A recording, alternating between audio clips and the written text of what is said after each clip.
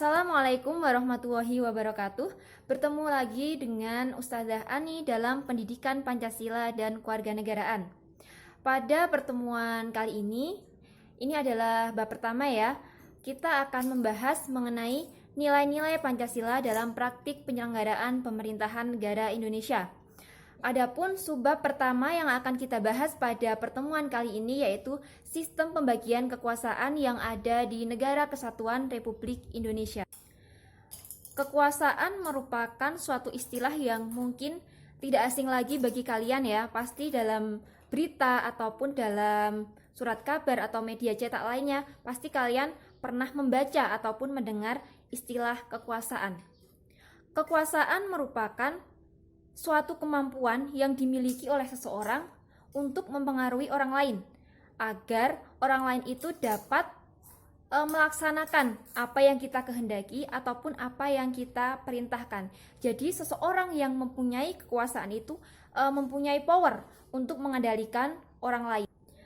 Ya, contoh sederhana saja ketika dalam suatu kelas ada seorang guru dan seorang siswa.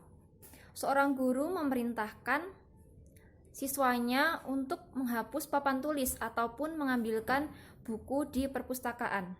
Dan ketika guru itu memerintahkan kepada siswanya dan siswanya itu menuruti atau melakukan apa yang dikatakan oleh gurunya.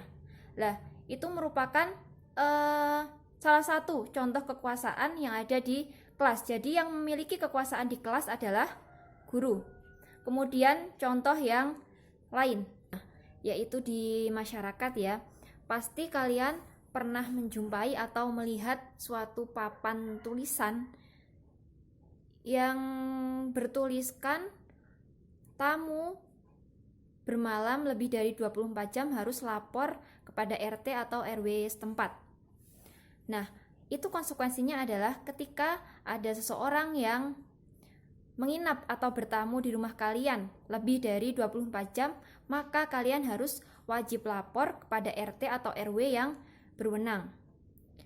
Nah, contoh-contoh tersebut menggambarkan adanya kekuasaan yang dimiliki oleh seseorang maupun suatu lembaga.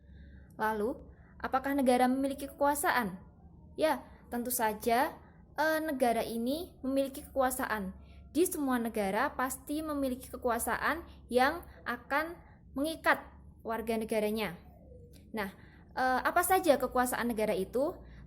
Setelah ini kita akan belajar mengenai berbagai macam kekuasaan menurut John Locke maupun Montesquieu. John Locke membedakan kekuasaan menjadi 3. Yang pertama yaitu kekuasaan legislatif. Yang kedua adalah kekuasaan eksekutif. Yang ketiga adalah kekuasaan federatif.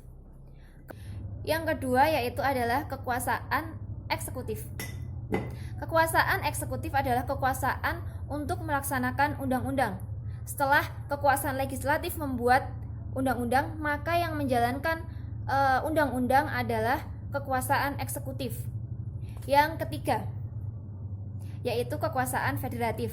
Kekuasaan federatif adalah kekuasaan untuk melaksanakan hubungan luar negeri, yaitu hubungan dengan negara lain atau banyak negara. Itu adalah kekuasaan federatif.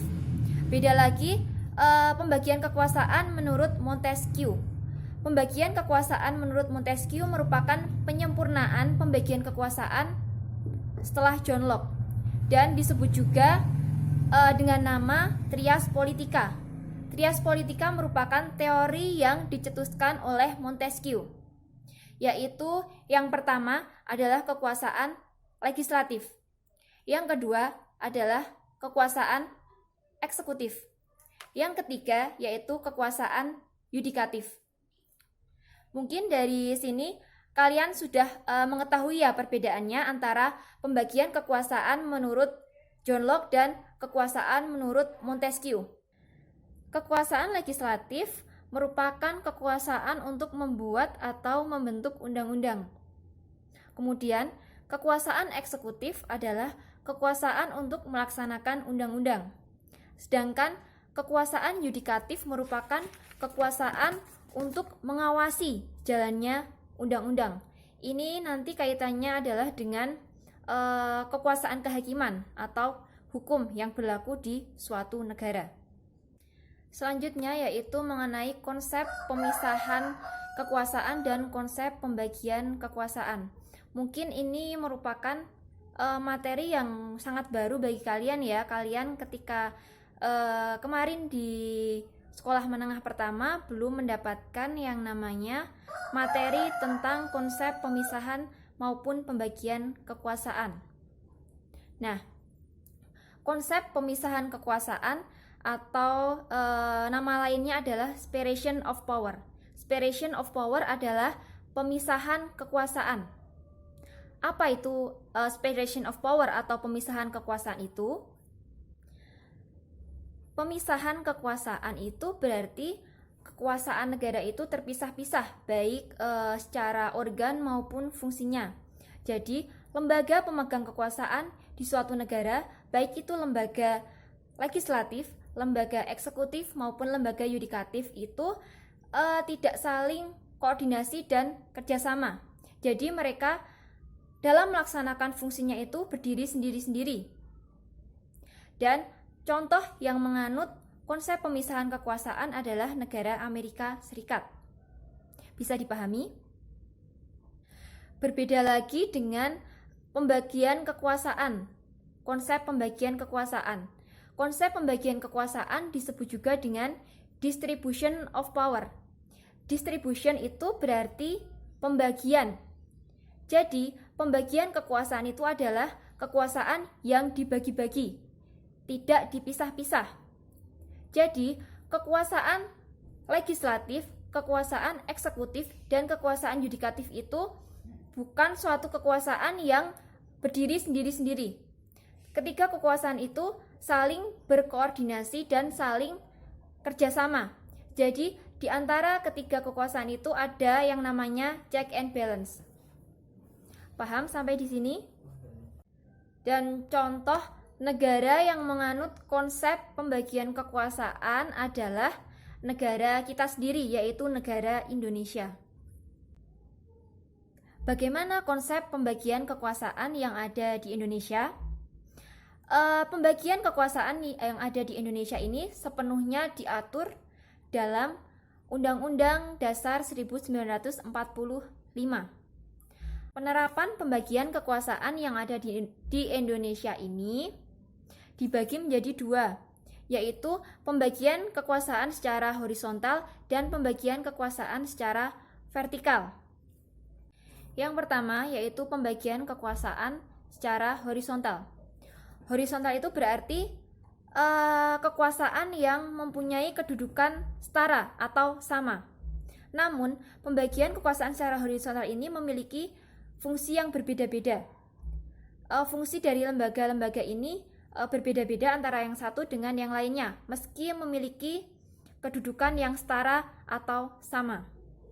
Nah, pembagian kekuasaan secara horizontal yaitu terdiri dari yang pertama, yaitu kekuasaan konstitutif, yang kedua yaitu kekuasaan legislatif, yang ketiga yaitu kekuasaan eksekutif, yang keempat yaitu kekuasaan yudikatif, yang kelima yaitu kekuasaan eksaminatif, dan yang terakhir adalah kekuasaan moneter.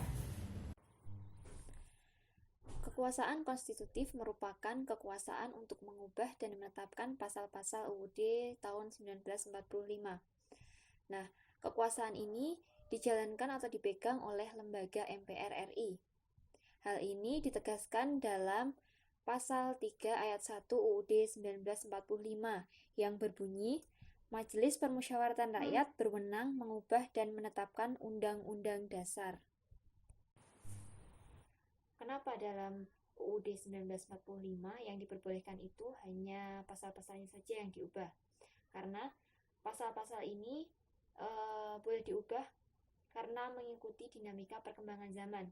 Sedangkan untuk pembukaan UUD 1945 itu tidak diperbolehkan untuk diubah karena dalam alinea keempat terdapat tujuan dan dasar negara Indonesia.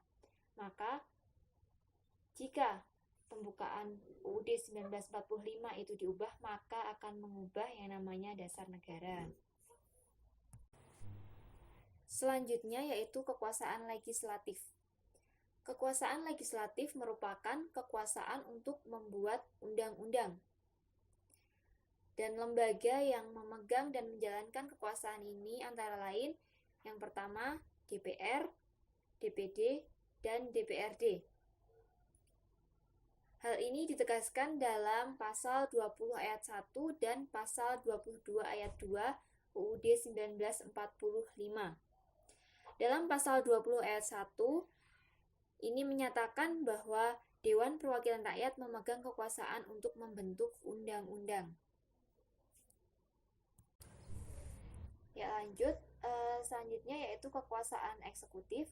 Kekuasaan eksekutif merupakan kekuasaan untuk menjalankan undang-undang dan penyelenggaraan pemerintah. Kekuasaan ini dipegang dan dijalankan oleh Presiden. Hal ini ditegaskan dalam pasal 4 ayat 1 yang menyatakan bahwa Presiden Republik Indonesia memegang kekuasaan pemerintahan menurut Undang-Undang Dasar. Selanjutnya yaitu kekuasaan yudikatif. Kekuasaan yudikatif merupakan kekuasaan untuk mengawasi jalannya undang-undang dan untuk menyelenggarakan peradilan. Nah, lembaga yang menjalankan dan memegang kekuasaan yudikatif di Indonesia yaitu Mahkamah Agung dan Mahkamah Konstitusi. Hal ini ditegaskan dalam pasal 24 ayat 2 yang berbunyi, kekuasaan kehakiman dilakukan oleh sebuah Mahkamah Agung dan badan peradilan yang berada di bawahnya dalam lingkungan peradilan umum, lingkungan peradilan agama, lingkungan peradilan militer, lingkungan peradilan tata usaha negara, dan oleh sebuah Mahkamah Konstitusi. Nah, sekarang coba dibuka UUD-nya ya. Silahkan dicari. Mahkamah Agung itu diatur dalam pasal 24A, sedangkan Mahkamah Konstitusi itu diatur dalam pasal 24C. Silahkan untuk masing-masing taruna-taruni untuk membaca apa tugas dan wewenang dari MA dan MK itu. Next, yaitu kekuasaan eksaminatif. Kekuasaan eksaminatif yaitu kekuasaan untuk memeriksa pengelolaan dan tanggung jawab keuangan negara. Kekuasaan ini dipegang dan dijalankan oleh BPK atau Badan Pemeriksa Keuangan. Hal ini ditegaskan dalam pasal 23E ayat 1 yang berbunyi, untuk memeriksa pengelolaan dan tanggung jawab tentang keuangan negara, diadakan satu badan pemeriksa keuangan yang bebas dan mandiri. Nah, jadi tugas BPK ini nanti akan memeriksa tentang pengelolaan keuangan di masing-masing lembaga negara, seperti itu. Dan BPK ini adalah badan yang bersifat bebas dan mandiri. Jadi BPK ini tidak diintervensi dari lembaga-lembaga lain karena memang lembaga ini bersifat mandiri dan bebas. Jadi bebas dari intervensi lembaga-lembaga lain. Selanjutnya yaitu kekuasaan moneter. Kekuasaan moneter merupakan kekuasaan untuk menetapkan dan mengatur kebijakan moneter, mengatur dan menjaga kelancaran sistem pembayaran, serta memelihara kestabilan nilai rupiah.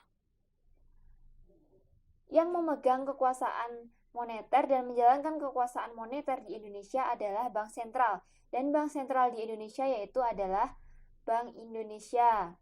Hal ini ditegaskan dalam pasal 23D yang berbunyi bahwa negara memiliki suatu bank sentral yang susunan kedudukan, kewenangan, dan tanggung jawab dan independensinya diatur dalam undang-undang. Nah, jadi Bank Indonesia ini memelihara kestabilan nilai rupiah. Misalnya ketika dolar naik, itu bagaimana agar nilai rupiah itu tetap stabil. Kemudian ketika inflasi, ketika deflasi itu bagaimana mengatur agar nilai rupiah itu tetap stabil. Selanjutnya yaitu pembagian kekuasaan secara vertikal. Pembagian kekuasaan secara vertikal merupakan pembagian kekuasaan berdasarkan tingkatannya, yang artinya pembagian antara tingkatan yang ada di pemerintahan. Berdasarkan pasal 18 ayat 1 UUD 1945, pasal tersebut menyatakan bahwa Negara Kesatuan Republik Indonesia terbagi atas daerah-daerah provinsi, yang tiap-tiap daerah provinsi itu terbagi atas daerah kabupaten dan kota. Di tiap-tiap provinsi maupun kabupaten dan kota itu memiliki pemerintahan daerah yang diatur dalam undang-undang. Nah, berdasarkan ketentuan tersebut, berarti berlangsungnya pembagian kekuasaan secara vertikal ini dilakukan oleh pemerintah pusat dan pemerintah daerah, yang artinya pemerintah daerah ini adalah daerah provinsi, kabupaten, dan kota. Urusan pemerintah yang menjadi kewenangan pemerintah pusat yaitu antara lain adalah urusan politik luar negeri, pertahanan, keamanan, moneter, fiskal, justisi, dan agama. Hal itu telah dijelaskan dalam UUD 1945 yaitu pasal 18 ayat 5. Dalam pasal tersebut menyatakan bahwa pemerintah daerah dapat menjalankan otonomi seluas-luasnya, kecuali pemerintahan yang oleh undang-undang ditentukan sebagai urusan pemerintah pusat. Jadi, keenam urusan pemerintah yang telah saya sebutkan tadi merupakan urusan pemerintah pusat yang kewenangannya adalah milik pemerintah pusat. Baik, setelah ini Ustazah akan membuka sesi diskusi. Silahkan jika ada yang kurang jelas atau ada yang ingin ditanyakan, silahkan tanya di kolom chat yang sudah disediakan. Sekian pembelajaran pada hari ini. Nun wal qalami wa ma yasturun. Assalamualaikum warahmatullahi wabarakatuh.